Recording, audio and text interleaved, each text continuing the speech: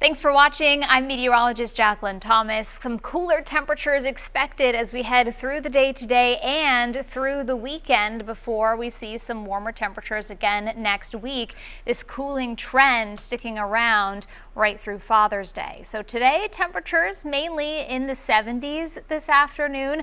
Definitely not as warm as those 80s we had yesterday and even the day before. Also more clouds around during the afternoon today as well. Tonight, plenty of clouds overhead. A couple of showers begin to move in late tonight, and temperatures generally fall back through the 50s. You'll notice rain chances return as we head into yet another Saturday, marking the 13th Saturday in a row with measurable precipitation.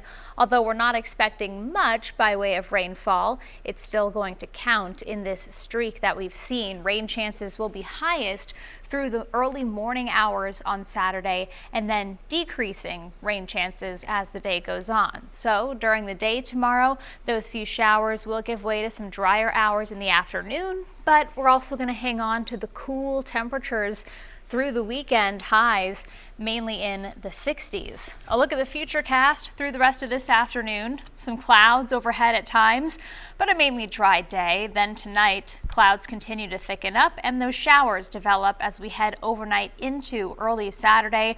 So as you're heading out the door first thing Saturday morning, 7, 8, 9 o'clock, you're still going to encounter some of those showers, especially south in the state, but those showers will quickly start to move out and taper off. So as we head through the afternoon tomorrow, while we'll have a good amount of clouds sticking around, we will have some drier hours returning and some breaks in those clouds, not out of the question either, with some clearing expected for Saturday night into Sunday. So for Father's Day, a bit more sunshine, still a few clouds, and can't rule out a spotty shower, but plenty of dry hours expected. Still cool though, temperatures mainly in the 60s.